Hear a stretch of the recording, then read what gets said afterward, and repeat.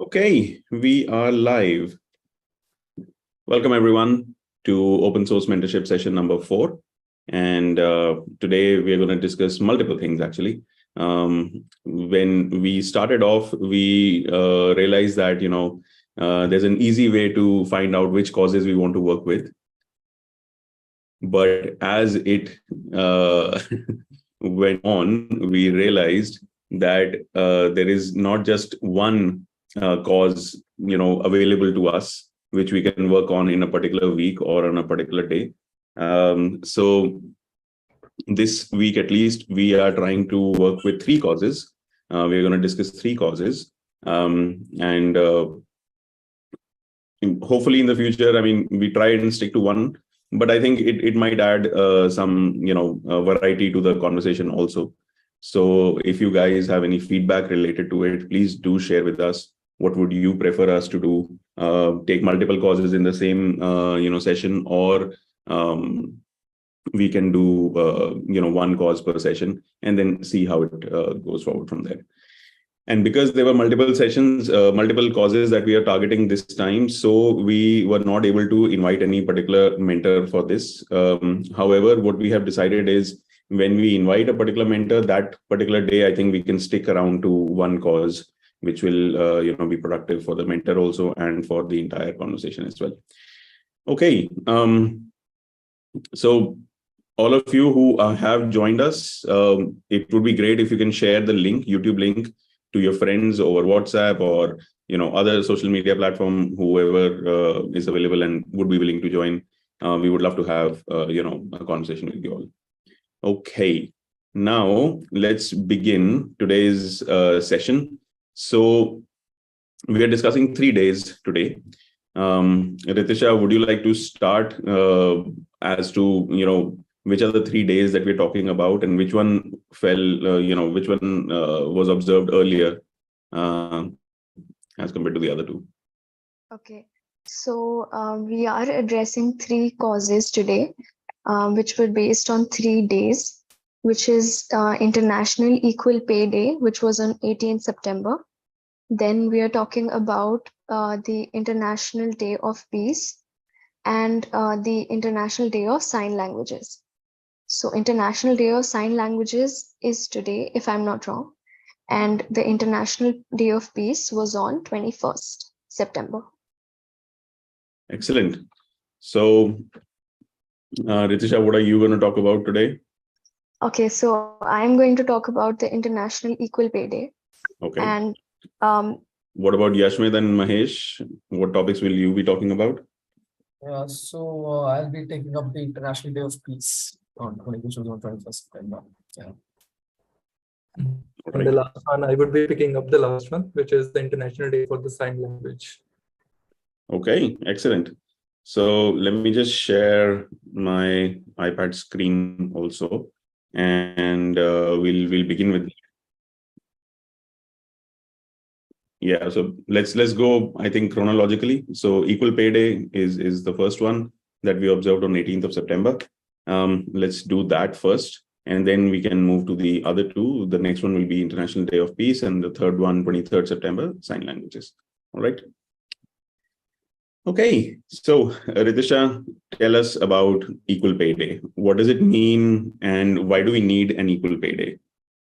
Okay, so starting with International Equal Pay Day, it is a day observed by the UN in order to promote equal pay for work of equal value, irrespective of your gender, your race, or if you have any disabilities. So there are 3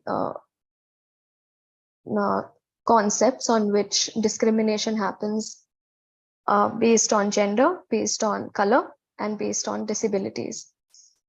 So let's start with the gender pay gap that's happening across the world.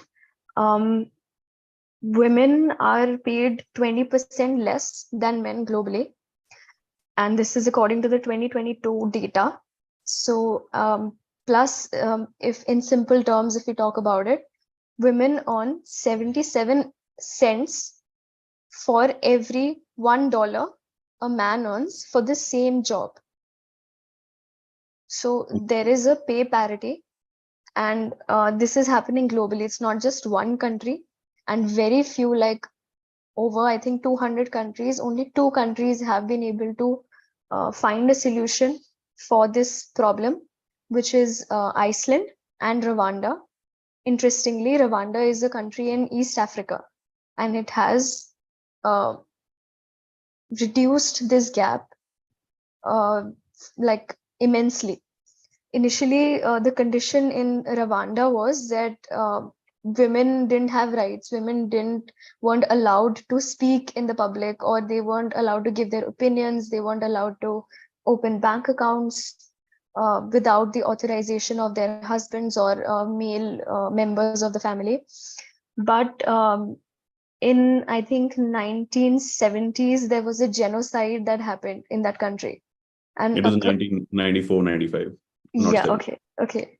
Oh, my bad. So there was a genocide that happened, and across like around 8 lakh people died in that. And then the whole country worked like just 90, around like 70 to 80% of women were there in the whole country. So there was a lack of men workforce, and then they required women to work in all capacities, be it doctors, engineers, drivers, mechanics. So that helped them grow again and come back up on their feet. And then they realized that women were capable of doing work, and then they promoted women. And now a lot of women in their legislative assemblies, parliaments are majorly are women. 61% approximately, according to the 2017 data, which is the highest in the world, are women in their parliament. So that was a big shift in their country. Okay, so Rwanda is actually a very interesting case study for many reasons. And in fact, if you want to know a little bit more about the genocide, there's a very famous award-winning movie called Hotel Rwanda. You can check it out. So there were these 2 groups. I don't want to get into too much of detail over there. But after that genocide, a lot of changes happened in the country. Rwanda is the fastest growing country in Africa. It has one of the highest human development indexes in Africa right now. And it's a small country, but it has achieved many things. Equal pay parity was not something that I was aware of. So thank you so much, Ritisha. They have also been able to, make very nice models around conserving wildlife. So the silverback gorilla is a national treasure in Rwanda. Every silverback baby gorilla in the mountains in Rwanda, it's considered national treasure. And it's a very sustainable way of, how they are living with the gorillas over there, the farmers, the locals around that area. And having said all this, it is not really a completely democratic country. So it's a wonderful example of how, even if you're not a democracy, you can still achieve wonderful sustainability oriented targets. And it's wonderful to see that. In fact, Kigali, the capital of Rwanda, has been hosting a lot of global events and campaigns recently. The most recent one happened in April somewhere, which was around women-centric issues. It was a women's conference. It was amazing. A lot of my peers attended that. And the next one is going to happen in December. It's called Unleash, and a few of my mentees have been selected over there. So hopefully they'll be going to Kigali and spending a good 10 days over there. All right. So Ritisha, did you get a chance to actually understand how the Rwandans and the Icelanders have been able to implement this, which other big countries like France or US have not been able to do? Yes. So basically their basic principle was, okay, so coming down to the causes of this, why is this happening? Why is there a pay gap? Is basically because initially there was like lower education rates among women, lower workforce participation, which was battled, which is being battled right now. Like a lot of women are being educated and are in the workforce. But there is a primary problem, which is that most companies don't offer maternal leaves or paternal leaves. So that is a major cause, because women are seen as primary caregivers for children. And when they have to take leave, usually they are like fired, or they have to shift to part-time from full-time work. So that is a major problem. So many countries have not been able to, either they have passed the policies and laws for it, but they haven't been able to implement it properly. So Rwanda had maternal leave, then Iceland introduced paternal leave as well. So that becomes like an equal sharing responsibility scenario, where it's not just one person who's taking the responsibility of childcare. This is a very important topic, actually. So now a lot of American companies across the world, they have similar policies. So, Yes. so Amazon has the same policies in India as well. So you will have both maternity and paternity leaves. In fact, they're quite flexible that way. Yes. However, there are a lot of cases across the world, even in advanced economies and developed countries. The most recent which comes to my mind is that of Japan. Again, so I'm not trying to single out any particular country over here, or tell the goods and bads of a particular country. That's not the objective of this. What we're trying to tell you is every country has problems. So Yes. out of 200 odd countries, only 2 small countries have been able to figure it out. That's a very important thing, that Rwanda and Iceland are small countries. The total population of Iceland is some 350,000, 3.5 lakh people live in that country. So maybe that gives us a clue that maybe smaller countries are able to solve this easily in a better way. So that is something that we can look at for sure. Maternity leave, paternity leave, equal sharing of caregiving, all these things are extremely valuable. One of the solutions towards this is that these policies, as we can see in big companies across the world, they can be implemented in pockets. So a company can decide, like a company like even as huge as Amazon or Microsoft, they can decide that all their lakhs of employees, all their hundreds of thousands of employees will have the same kind of policies, right? That means whether maybe that this policy making should be at a more decentralized level, at a district level, or at a small state level, or a region level, rather than at a country level. Maybe that can be one of the things. So that is definitely there. So small country. And then they had another thing, Rwanda had another thing, that they put it in their constitution, that there should be gender monitoring on the pay gap. So they set up a organization that was monitoring all this also. It wasn't just a law. They wanted it to happen. So it's easy to regulate and monitor, right? Yes. Yeah, so that's exactly what is needed also. Because if you do not monitor, then your policy will not basically function. So that way, I'm a little surprised at why hasn't really Singapore and Taiwan, they have not been able to do these things right now, because they have the resources and the education levels and the small administrative unit to actually implement this. So it was very interesting to see this. Mostly this discrimination comes because of cultural problems, because women are not considered equal, or people are not considered equal if they follow, if they come from a different race or different ethnicity. Yes. And if they do not have the same kind of abilities as other people, right? So it goes much deeper. It's a very big systemic problem. Now, even though I've given the examples of big companies like Amazon and Microsoft having good policies, that doesn't necessarily mean that 2 people at the same level in that organization, with the same experience, with the same responsibilities, get the same salary. All right. So it's not necessary that even after the policies are there, 2 people get the same salary. whether whether there's a discrimination based on gender, or whether there's an unsaid, unrecognized, unbiased, or unconscious bias. So ultimately, it all comes down to unconscious bias. That Yes. even though you don't want to create any discrimination, but you don't realize that you're creating discrimination. Why? Because the culture around you, people around you have all normalized this particular behavior. Oh, she's a woman, so obviously this. Oh, he's a person of this ethnicity, so obviously this. So you've accepted it. That's called normalization of a cultural norm, of a culture or a phenomenon or a behavior. And this leads to unconscious bias.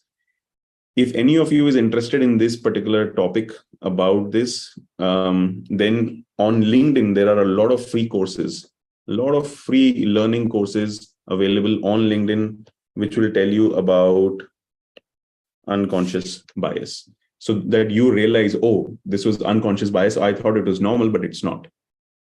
Only when people start realizing this unconscious bias, they will stop discriminating, consciously or unconsciously, right? So the other things are implementation, regulation, and monitoring. Great. Now, how do we create solutions out of this? So one thing which LinkedIn is doing is creating awareness. Awareness, yes. Right. And there are quite a few, training companies across the world. In fact, a lot of big training companies, they have unconscious bias and discrimination related courses. But you need to create more awareness.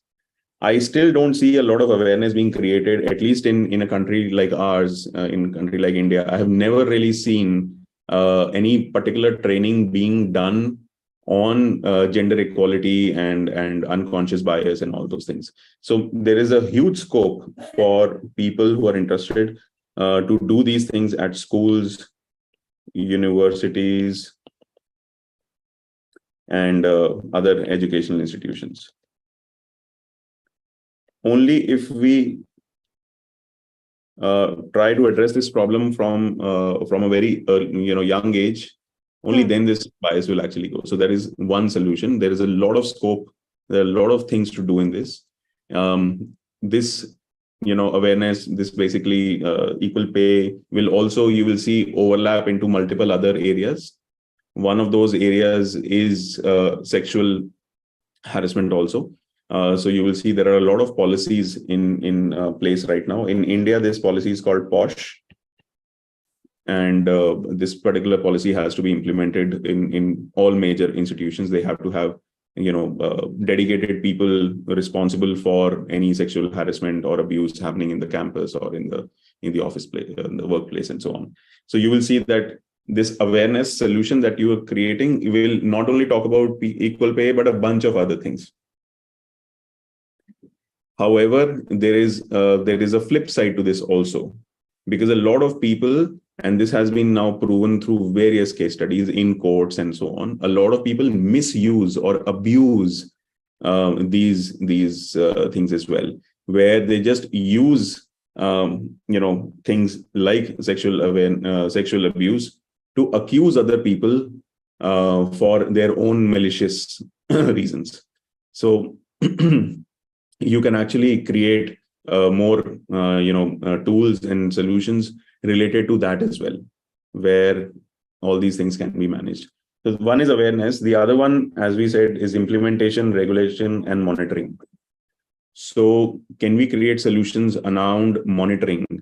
Is it possible that we ask companies to actually submit data related to this to a third-party auditor? Right. So let me just put it over here. So third-party auditing. Actually, it is there. Like, there is an organization which is a coalition of International Labour Organization and UN Women and OECD. So they are known as Equal Pay International Coalition. So they have, and India is not a member, but there are around 20 countries that are members, but very few of them have penalties or like things that can, like, they will be charged for it monetarily, or there will be a binding thing that they should follow. Okay, you have to follow this. It's not like that. It's just a policy. You're absolutely right. So this is the problem, that even though things are in place, people are not following it. So this is a very surprising thing, because if you look at Government of India, Government of India is actually one of those first, I would say, governments in the world which believes in equal pay. Yes. So whether you're a woman officer or a male officer, or another gender's officer, you will get the same pay scale, no matter what. You will get the same kind of leaves for your health and everything. So Government of India that way is actually quite progressive. But when it comes to joining these international organizations, well, there is a lot of politics involved, I guess. There's a lot of lobbying from a lot of traditional business houses who do not really believe in this, I guess. So we need to get them on board. In fact, since we're talking about India and some of you also probably have relatives who are, traditional businessmen and have traditional businesses, you will see there was a lot of, I would say, inclination towards having a male child, which has decreased. I'm not saying it's over. No, it's not at all over, but it has decreased because a lot of the newer generations in those families, they've realized, okay, fine, there's no such difference. I know in my, circle, we had recently clients, business families, and the girls are going to be taking up the helm of the businesses, once they complete their education. So those things are happening. But again, I'm not saying that this is happening everywhere. We still have a lot of work to do. So can we create startups which can do monitoring, submit data, which can help in implementation, which can help in regulation? Because I truly believe that, from internally, we are wired to, have emotional connections with other human beings. It's because of some cultural behavior we don't do that, but that's what I think. Anything else in this, Ritisha?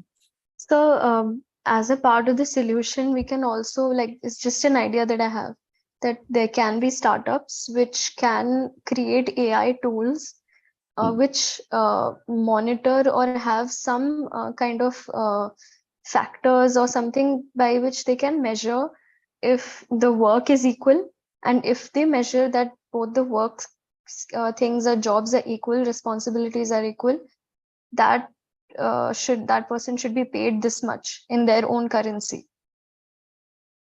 So I'm not sure if I'm able to explain it properly, but yeah, no, I get it.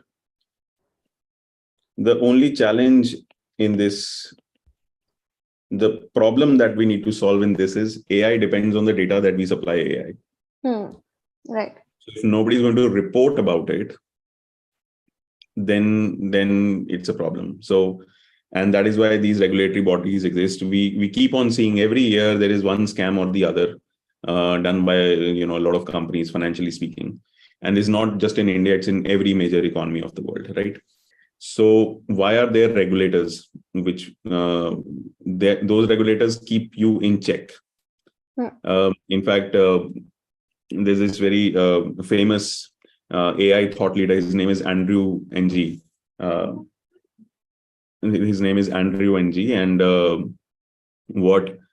he's a professor at Stanford also. Andrew and he keeps he was discussing in one of his lectures recently that there are so many ideas that they refuse on a daily basis concerning AI because they are just unethical. They will just create more inequality in the world. Right. So AI itself needs to be regulated that way. And what's his name? There's a professor at NYU. I forgot his name. A person of Indian origin. And he actually, again, a pioneer in AI. He started using AI. He started working on AI way back in the late 70s, I think, and created the first AI-based hedge fund on Wall Street.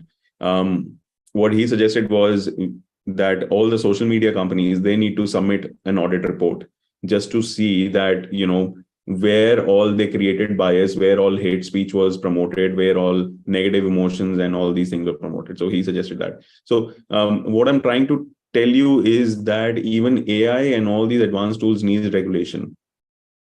And that is why it's a very complex thing. So what do you feed to AI? How will AI be trained? And recently I was working with a few people from Morocco, and Morocco and Egypt, young engineers, and one of them, I think the Egyptian team said, one of the members said that I am really concerned about the AI facial recognition technology because it is completely biased towards anyone who's not white or Caucasian and anyone who's not male.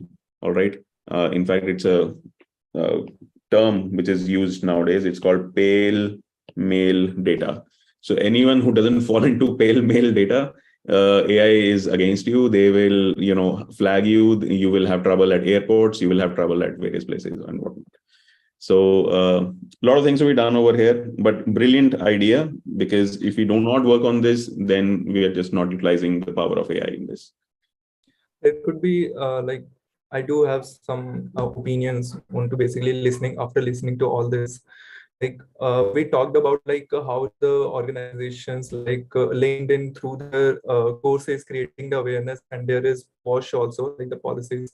And now what I think, now everybody can't at a level can invest onto making the policies for themselves. That I do understand. So there should be something like that. We used to have some kind of ISO codes, basically the standards that needs to be followed if you are going to produce something and anything. So we can have some organization or something, or at the country level, government can actually create a draft of the standards that if you're not making the custom policy, investing the draft a custom policy for your organization, it doesn't matter whatever the organization is, then at the very small level, you can just follow this particular standard and ensure that you are not creating a bias. So the standard documentation availability of that, creates promotes the availability and the reachability also to achieve this right from the beginning, and which can be tailored around for your organizations at a level wherever you want to actually level it up. So that's a very good independent thought, but I think Ritisha, you have an answer to that, right? So this independent, for this organization that you can put a policy, I read this amazing thing that happened. BCCI in 2022 last year had this pay equity policy for which said that they have centrally contracted those people who play matches, men and women both will have equal pay jobs, the salary. So that was something that I was very happy with after I read about it. You're absolutely right. So we'll come to sports also, but Mahesh, to your point, that is what ILO has been doing. ILO has already created a framework. The United Nations Sustainable Development Goals already have a framework for this.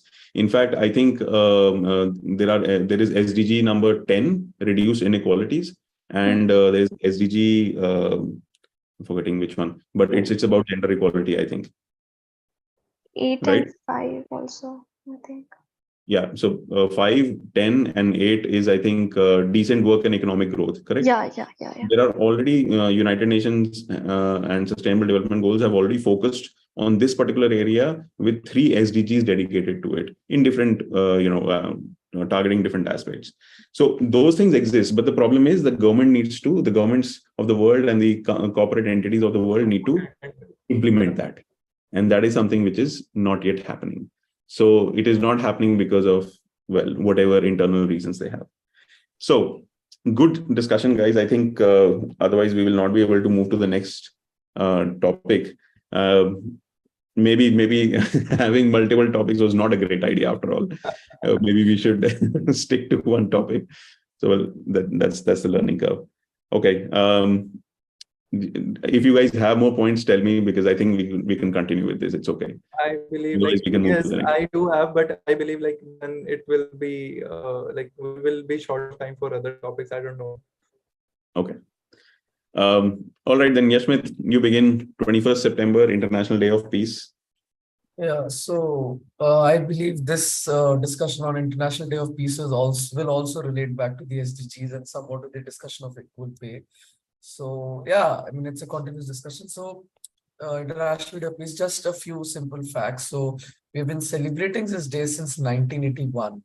And this, interestingly, this year's International Peace Summit will also coincide with the midpoint of the SDGs completion goal. Look, the SDGs were established in 2015 and they were supposed to be completed by 2030. And this year, 2023, marks the midpoint. 7 years, it's midpoint of completing the goals, the SDGs. And it is an accelerated progress, an effort for accelerated progress towards the SDGs. So this year, the summit coincides with the International Day of Peace. And because of that, interestingly, the theme for this year's day is actions for peace and our ambition for the global goals. Actions and excellent. So this is something that we believe in, right? Actions Yes. towards Actions for peace and our ambitions for global goals. Okay. So, this theme itself, at the first glance, that looks like it has no relation to peace, because inherently when we say peace, we think about no war, no terrorism, peaceful coexistence. But peace, according to the UN or major international organization, does not only mean no war and conflict. It also means, reduced poverty, reduced hunger, action against climate chaos. So it is not a peace in terms of peaceful coexistence. It is also peace in terms of how we interact with the environment around us, our nature, our interaction with other human beings, how we perceive nature, how our environment is around us. So it is an all-encompassing peaceful term. So yeah, that is why the theme, I guess, the ambition for global goals. So I believe it perfectly captures everything which has been happening with the SDG summit and the SDGs and peaceful goals. So yeah, it does make a lot of sense for this year's theme. So Yashmit, did you find some solutions? How can we ensure there is more peace in the world? Yeah, so again, this will also date back to our previous conversation on equal pay in some sense. So there's this index, the Global Peace Index, the GPI. Interestingly, Iceland also tops the GPI. It is the most peaceful country in the world. And India, interestingly, lands at the 126th place out of 163 countries. Yeah. So that is something, and I believe the reason for this, there are many reasons for this, probably why Iceland is at the top. And one of the reasons which we discussed already is it's a smaller country, it has less population. So that may be a reason for Iceland topping the index. So I'll probably put a few links in the description as well, so that people can check out what are there are 25 indicators on the basis of which the countries are marked. So for example, a few of them would be access to weapons, jailed population, perceived criminality, how criminality is perceived in a country by other countries and international organizations. So those are the few factors which they consider while marking the countries, while evaluating the countries for the peace. Okay. Now, yeah. So when we talk about peace, conventions, global conventions related to peace. So there's this very, very famous convention. I think many of us know it as well. The Universal Declaration on Human Rights and Convention of Prevention of Punishment of Genocide. Convention on Prevention and Punishment of Genocide. So it's a very famous convention. There are the Geneva Conventions as well on war. So if there is a conflict, how do you go about it? But again, these conventions again are not that effective, I would say, because as we discussed earlier, these conventions do exist, but there is no body which is enforcing these conventions. You see, so if I don't follow the regulations or don't follow the articles of the convention, there is no punishment for a particular country. Yes, there is a reprimand from the offending countries. Yes, the countries supporting the other countries will put trade restrictions, economic restrictions, but it does not matter, because you are not punished. There is no punishment for you. There is no accountability. You're not accountable. A country is not accountable for flouting these conventions. It's just a regulation. It's something, haughty declaration for you to follow if you want to. There's a if you want to clause in this. If man kara to follow karenge, otherwise, nobody cares. So a solution to these problems would probably be making these countries accountable. I said in the last time as well, accountability is a big issue when it comes to international conventions and international rules and regulations. The countries are not held accountable, and yes, it is a problem because to hold a country accountable on an international level is a big thing. Yes, but the problems which these conventions aim to eradicate or aim to curb are then again big problems for which people need to be held accountable.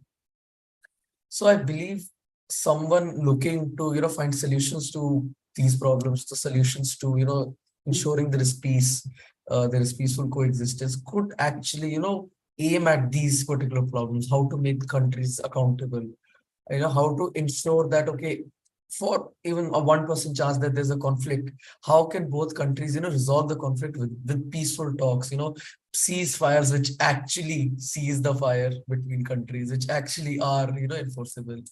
So yeah, something like that, solutions to these particular problems, because these are problems which aim at the core of peaceful coexistence between countries.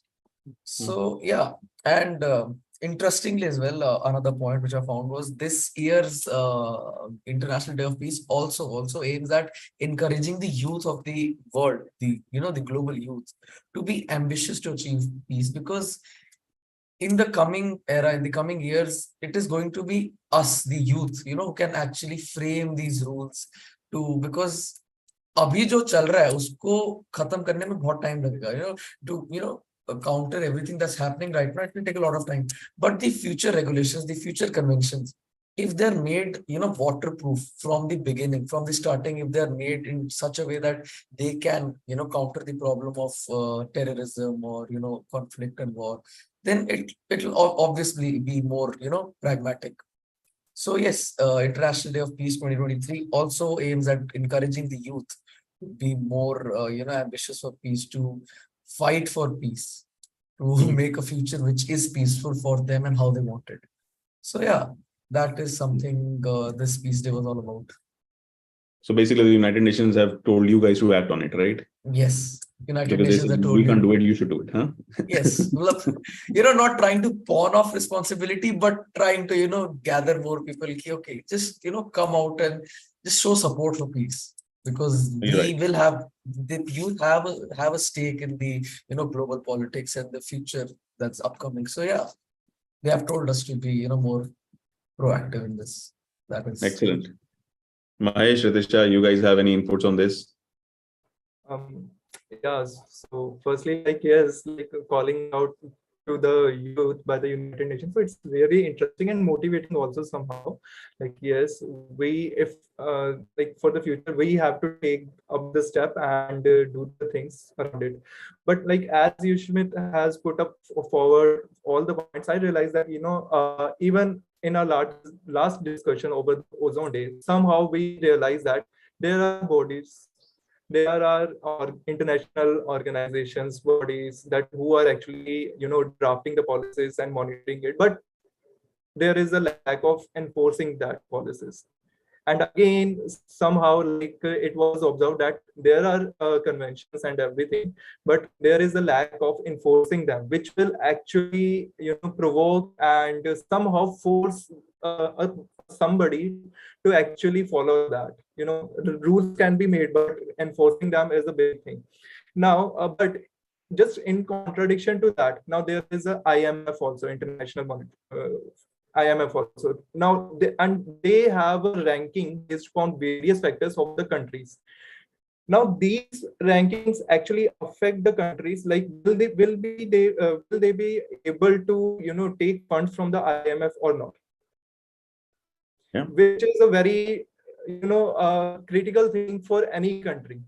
That means now, if I just try to look it from the top, so that means now there is something benefit of a particular organization. If you would be following the rules, if you would be following the policies, then you would be at a better position to take rewards. Otherwise, you will be lacking opportunities to take rewards. So somehow the concept of IMF, the benefit of getting the benefits from the IMF, can be implemented across other organizations or the conventions, so that if we would be improving on our rankings, then we would be okay. There is nothing to lose, but there will be an opportunity to gain something actually. So that will actually provoke the countries or the organization to follow all such things, the policies. I guess this is what I was Correct. actually listening to all this. Yeah. So again, this is a very wonderful independent thought. And you're right, Mahesh, this is one way of doing it. That's why we have something called the GPI. That's why UN and all these organizations, they always recommend all these things. They always do all these things because that is supposed to discourage people from engaging in non-peaceful or violent activities or things which will disturb the peace, right? So that's the agenda behind it. But sadly, it has not really worked. There are some European countries. There will be New Zealand. There will be Japan sometimes. South Korea. These countries will implement this. Canada will implement this. But then, in most of the situations, you will see the biggest countries in the world, the biggest economies, the biggest militaries, the biggest populations. They just don't care about these things. And because the US and Russia did not set the right precedent, so China doesn't follow it. India doesn't really care about it. All right. Nigeria doesn't really want to do anything about it. Indonesia, Brazil, it's okay for them. They don't really care about it. So those things are happening, especially, I mean, if you look at the last 2 decades, you will see that there is a huge push towards a very right-wing kind of political movement across the world. And most of those right-wing movements, they will always focus on their own country first and, then other things in the world. So they are automatically not really fond of any of this. But yeah, your independent thought was absolutely right. And a lot of you young people might have the same thoughts. So if you want to implement this in a better way, yes, that can be a definite solution. But that means you will have to read more about it. You will have to research more about it. So Yashmit, you are supposed to give all these links, all right? Yeah. And Mahesh, you talked about IMF. So please find that link and give it in the description. I know IMF actually tried pressurizing Pakistan in the last couple of years for this, especially, right? Okay. Ritisha, anything from your side? Sir, just enjoying the healthy discussion right now. Okay. So I would like to add a few more things so that you understand where peace is disturbed from. All right, why do we have conflicts? We have conflicts because of a few reasons. Initially, human beings did not have enough, or not initially. Well, mostly conflicts you will see happened over resources. All right, who has more land? Who has more military, who has more access to taxes, and so on and so forth. It ultimately comes down to money. Because of this, colonization happened because European countries suddenly made a lot of technology, but they had no raw material or no way to sustain all that. And they just decided to, colonize other countries and exploit them for that. And it has been happening for a long time. So we've come to a place where we have a sort of a model which is better than colonization or kingdoms or monarchy, which is nation states. So every country on the planet today is a nation state. They have their own flag and own sovereignty and everything. And unless and until there is some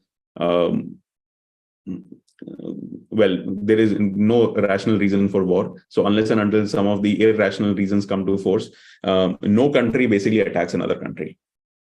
All right. However, there is a big war going on in the world right now, which is the Russia-Ukraine war. And I think if you research more about it, you will understand, what are the reasons over there. So one thing is resources. Now, in the Russia-Ukraine war, was it about resources really? It is about resources at the end because they want to protect military resources. Yeah, Russia basically wanted to protect some regions where their pipelines, etc., are particularly going. So they didn't want to pay taxes or whatever. They just wanted to control it, right? But resources are not the only reasons why conflicts happen. I'll just connect resources to what Yashmit also said, that this is about reduce poverty, hunger, and climate change. Because when you don't have food, when you don't have resources to have a dignified life, then you are going to struggle for it. When you struggle for it, that means you have to compete with others. When you have to compete with others, that means there is going to be less peace. And climate change is causing a lot of immigration in the world. There is climate migration. There is migration which happens due to lack of water resources, and we are seeing that happen everywhere. Climate change proportionately affects global south, which means the developed countries, which are big industrialized countries, which are the basic, who are the basic countries responsible for climate change, they are not facing the exact, I would say, repercussions of it. It is poor countries situated near the equator or island countries which are facing these things when they had practically nothing to do with it. So all those countries are going to move out from those regions because they are all going to be submerged. So cities like Calcutta, huge parts of Bangladesh, Florida in the US, Shanghai, large parts of Shanghai, big major cities, Bangkok in Thailand, all these countries, Netherlands, etc. Everything is going to get drowned if we do not work towards climate change. And we're not even talking about a long time ahead. We're just talking about time till 2040, 2030. Jakarta is sinking. Venice is sinking. They are sinking because of, not because of climate change, but more geological reasons. But yeah, that is also contributing towards them going down. Now, as I said, so resources is one of the reasons why peace gets disturbed. The other reason why peace gets disturbed is when you have enough resources, then why would you go to war? When you are satisfied, when you have enough what you need, why would you go to war? You would go to war because you think you are better than the other person. You think your identity is better than the identity of the other person. You think that your religion is better than the other religion. You think your ethnicity is better than the other ethnicity. You think your language is better than the other person's language. You think your culture is better than the other person's culture. You think your gender is better than the other person's gender. You think your political system is better than the other person's political system. You think your history is better than the history of the other person. It's just endless. If we overcome one thing, we end up getting stuck in another thing. So identity related to race, religion, language, ethnicity. Sorry for that.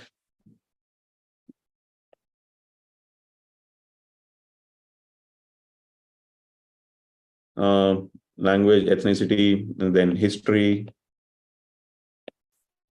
culture.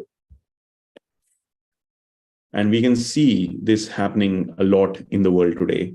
More hate speeches, more polarization, more anger towards random strangers that you've never met or cared about, right? Majoritarianism. So politically, this is called majoritarianism. That because we are in majority, I guess I hope I'm spelling it right. So because we are in majority, we are better. All right. So all these things, they are related to identity, and identity creates problems. Ritisha did some wonderful research around, gender inequality, and you read a little bit about history also, right? In that. It was like women aren't in the right decision-making positions and all that.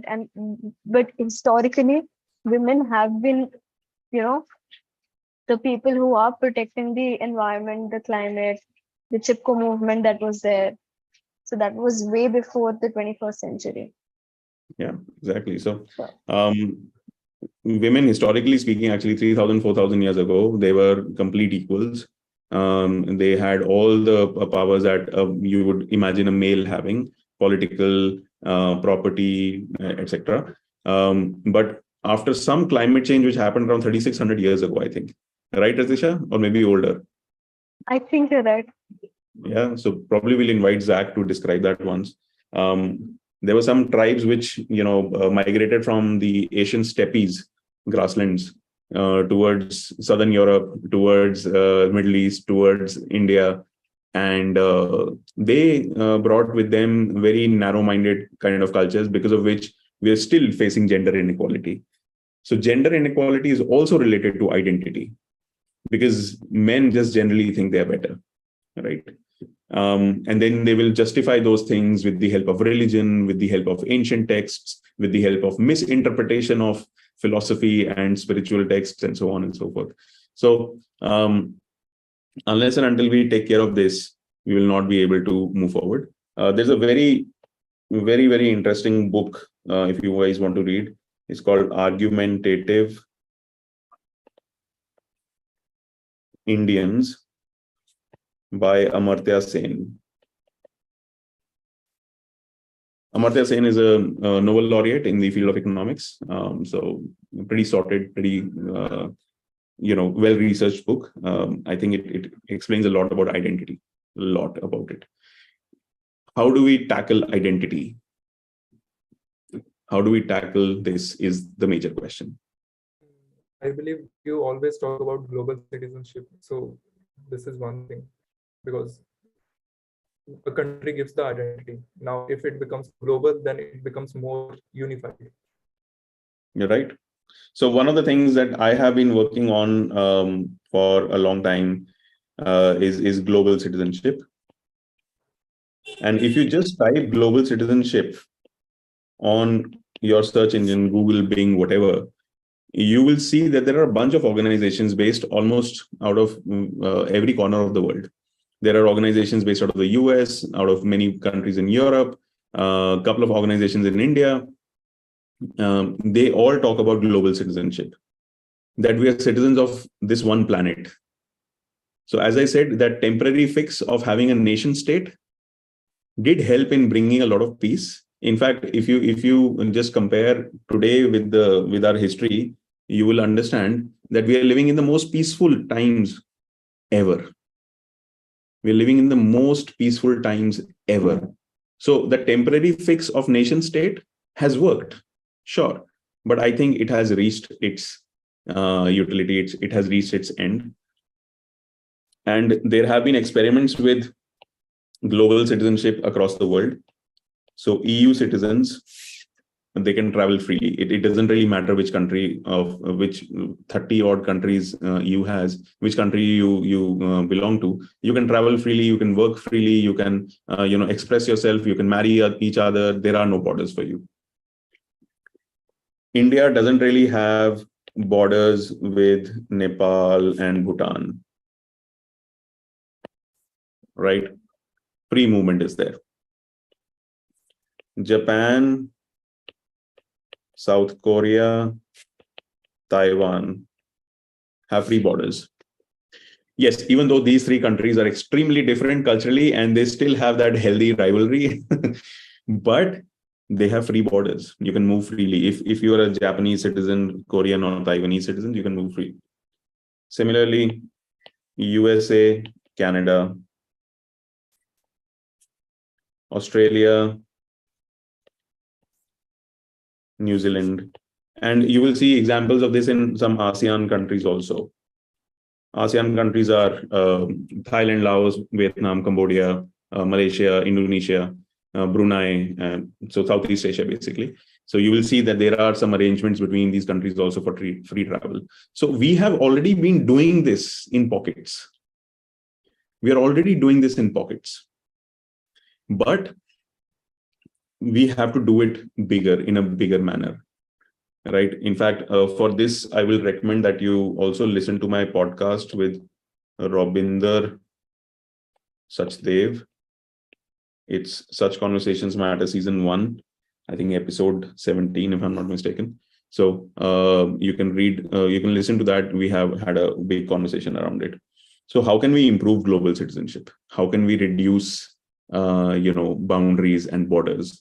That is something that we can, definitely. I think the Arab countries also are working on a similar system where you can easily travel in the Middle East, right? So this is one way of reducing identity crisis, because at least nationality will not be a reason. Yes, why EU citizens think they are together or want to be together? There are cultural, associations. Similarly, for other regions, there are cultural or geographical associations which allow them to do this. But we can move beyond that.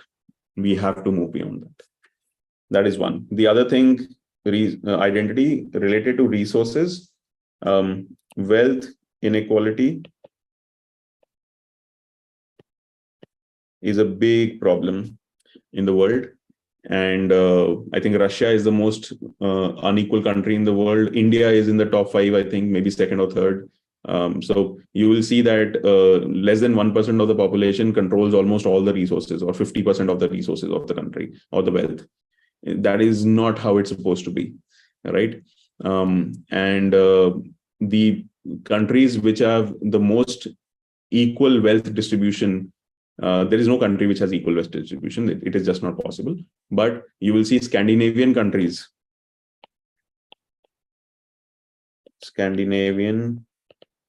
or Nordic countries, they do this. They actually follow a political system called social democracy. So it is somewhere between socialism and democracy. So it's an interesting concept, and they have been able to achieve this. In fact, you are frowned upon if you look down upon if you earn too much money. And if you guys want to, learn about something quite interesting in this, quite, I would say, scandalous, then I will also recommend that you please look at the life of Carlos Ghosn. I don't know if you know about this person. Any of you have heard this name before? So Carlos Ghosn is modern history, is one of the most successful CEOs. He's definitely the most successful CEO in the automobile industry, which is a big industry in the world. He was the joint CEO of Renault from France and Nissan from Japan.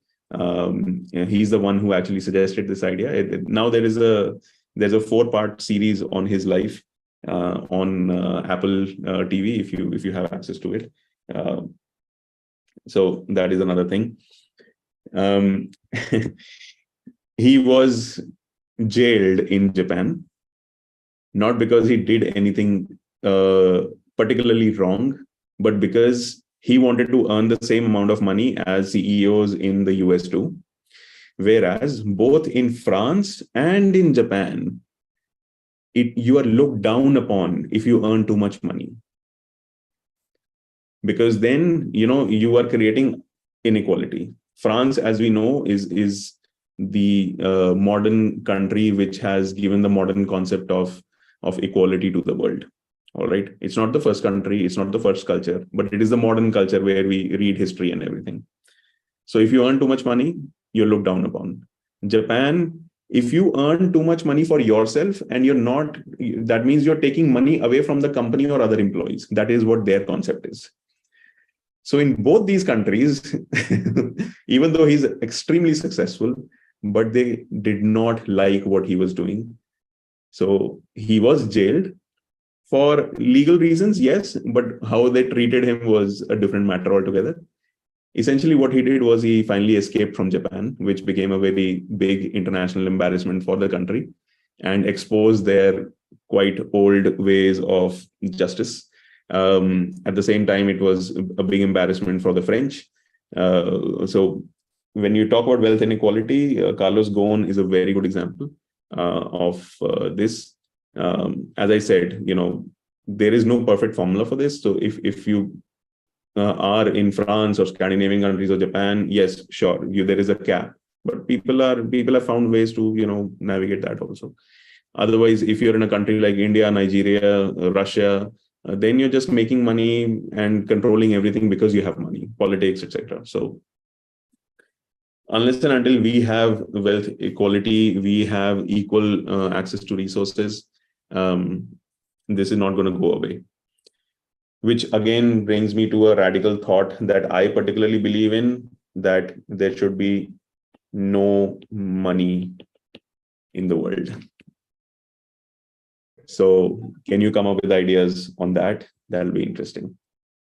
Basically, somehow the people behind the cryptocurrency and everything was onto the alignment of this concept only, that there should not be any money, basically.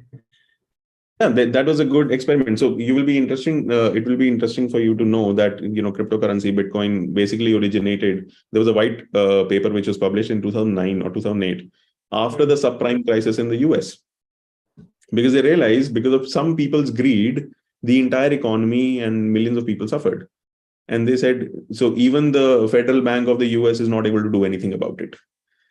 So who can we trust if we can't even trust the government? So they said, okay, let's. What if there is a decentralized currency where we don't have anything? But the problem is, again, what was the implementation of it?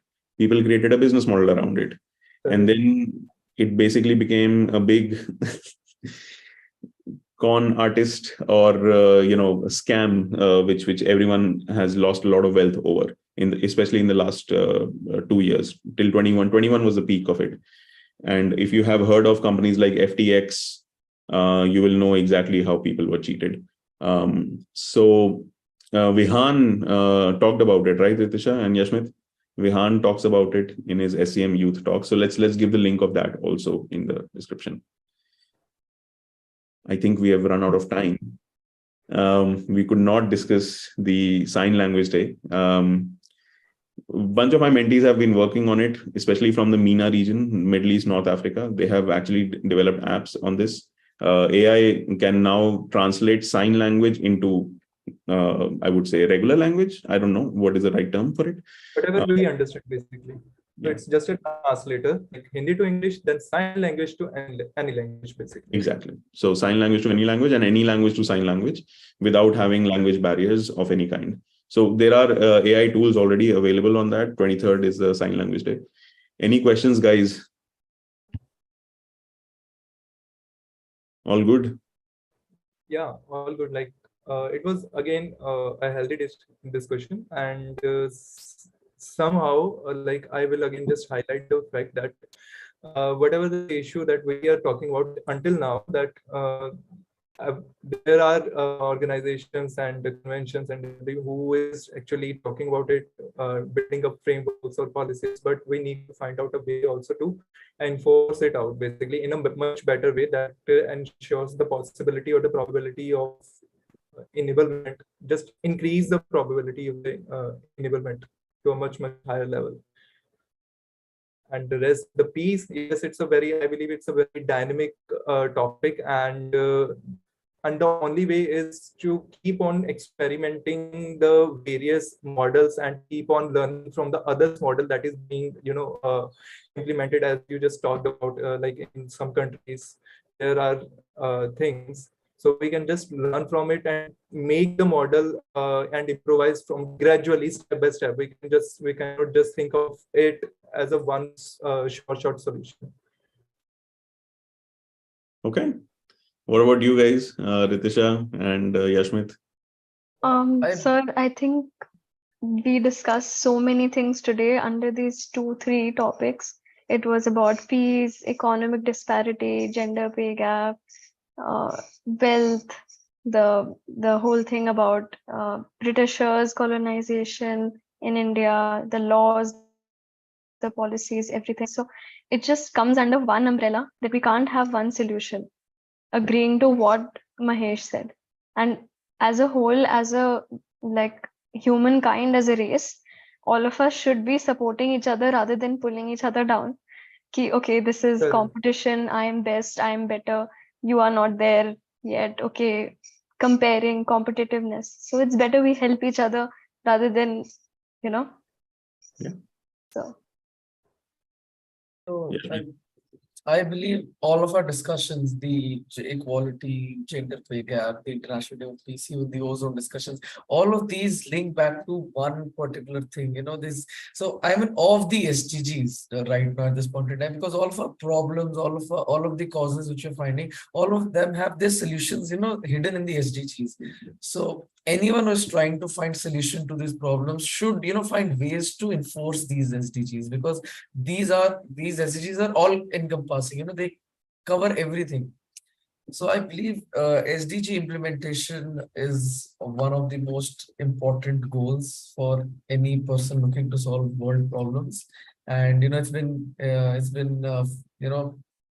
a good start for the SDGs implementation, but we have a lot to cover. And I believe, yes, with respect to the peace and gender gap, pay gap, yes, we need to support each other. There needs to be a peaceful coexistence. And if we support each other as a community, then only we can, aim at living peacefully and living harmoniously. So yeah. That's absolutely right. I did not know about the SDGs till 2019. I was in Japan. I listened to one lecture by the director of the Food and Agriculture Organization, FAO, which is another UN agency. And he kept on, so there was a session that he was conducting about world hunger or something. And he kept on talking about SDGs. And I'm like, what is he talking about? What is SDGs? And I felt like I lived under a rock till then. And once I discovered SDGs, it was brilliant, because some of the smartest, most experienced people on the planet have come together to develop these 17 sustainable development goals, which cover almost everything that you can think of. We just need to work towards that. They have created a framework also, right? So that's why I talk a lot about SDGs, and that's a project that I started in Japan also. I headed a team from 12 different countries, where we created a peer-to-peer learning platform for SDGs, grassroots learning platform for SDGs, that you don't have to wait for World Bank or IMF to come and tell you what to do. You can learn from each other, right? So yeah, I completely relate to what Yashmit is saying. So let's try and do a session around SDGs then, because I think 23rd is a very important day. Yashmit told us. So maybe next session we can do on SDGs. I don't know. Let's see. Let's discuss internally. Thank you, everyone who's watching this. And please, we would love to hear more about your feedback, your experience with this. I hope it inspired you. I hope you have some ideas that you would like to share with us. More than welcome to join us in some form. And please share the video with people you think will benefit from this. Thank you, and have a great day. Thank you.